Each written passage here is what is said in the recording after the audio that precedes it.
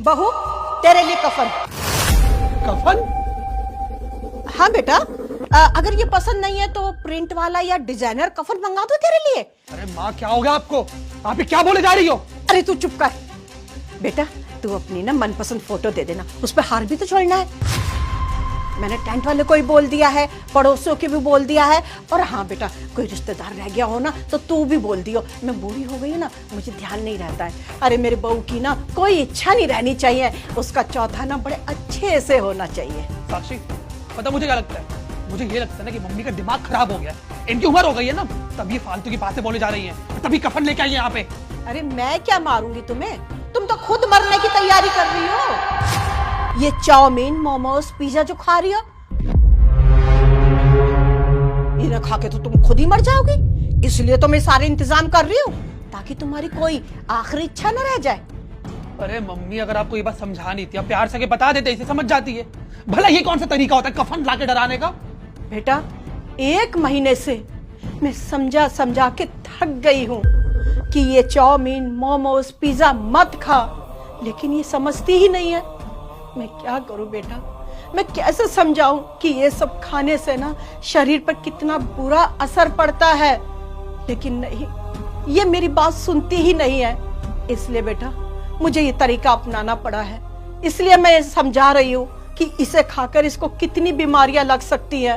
एक बात बता, कल को ये बीमार हो गई, कुछ हो गया तो उसके घर वालों को कौन जवाब देगा? जवाब तो हमें देना है ना।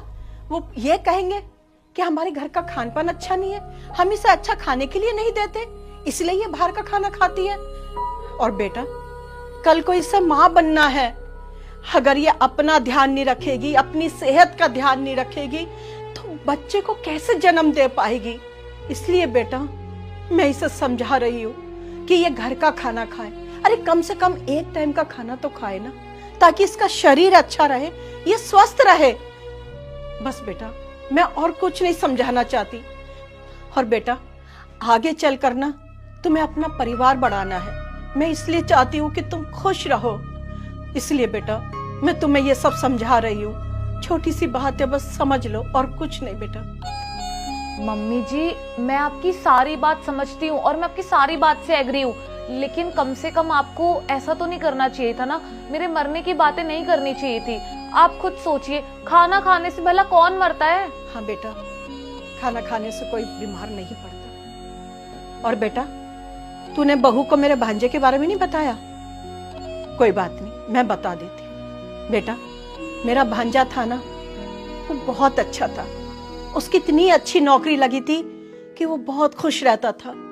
बस उसको एक ही शौक था, ये बाहर के खाने का।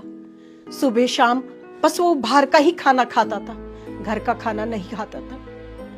और पता है, उसकी इतनी दर्दनाक मौत हुई ना कि आज भी उसका परिवार रोता है, और हमें भी उसकी ना मौत का बहुत दुख है। बेटा, क्या हम नहीं चाहते कि तुम स्वस्थ रहो, अपनी जिंदगी को एंजॉय करो?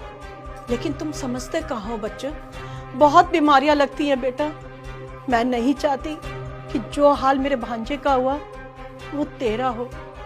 मैं तुझे खुश देखना चाहती हूँ बेटा, बस, और कुछ नहीं। हाँ माँ, मैं समझ गई हूँ कि आप ये सब मेरी भलाई के लिए ही बोल रही हैं। ये खाना सिर्फ हम टेस्ट के लिए खाते हैं, ये हमें टेस्ट तो दे सकता है, लेकिन हमारे अंदर जाके ये जहर का काम करता है।